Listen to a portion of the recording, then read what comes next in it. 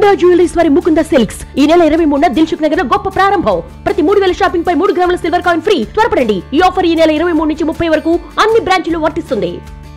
తెలంగాణ రాష్ట్రంలో స్థానిక సంస్థల ఎన్నికల నిర్వహణపై రాష్ట్ర ఎన్నికల సంఘం అత్యంత వేగంగా సమర్థవంతంగా కార్యాచరణ చేపట్టింది.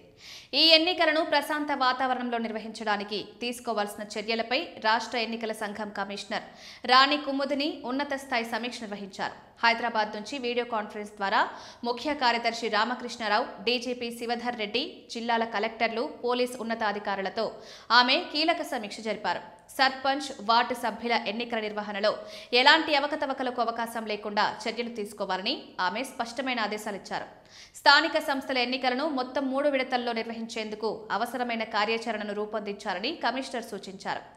ఈ ఎన్నికలు డిసెంబర్ 11, 14, 17 తేదీల్లో జరిగే అవకాశం ఉందని సమాచారం. దీనిపై త్వరలో అధికారిక ప్రకటన వెలువడనుంది. ఎన్నికల నిర్వహణతో పాటు ఓటర్ల జాబితా అభ్యంతరాలు, పోలింగ్ కేంద్రాల ఏర్పాటు, రిజర్వేషన్ల ప్రక్రియ వంటి సున్నితమైన అంశాలపై కమిషనర్ దృష్టి సారించారు. ఎన్నికల సంఘం రిజర్వేషన్ల కేటాయింపుకు ఒక స్పష్టమైన విధానాన్ని ప్రకటించింది.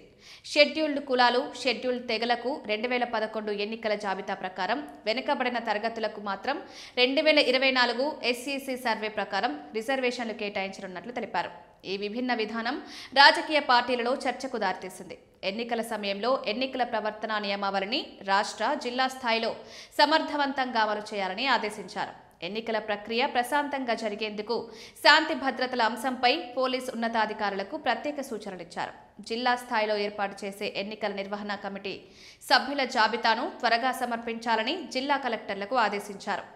ఈ ఉన్నత స్థాయి సమీక్ష, కఠిన ఆదేశాలు తెలంగాణ ప్రభుత్వం, ఎన్నికల సంఘం ఈ స్థానిక ఎన్నికలను ఎంత ప్రాధాన్యతగా తీసుకుంటున్నాయో స్పష్టం చేస్తున్నాయి.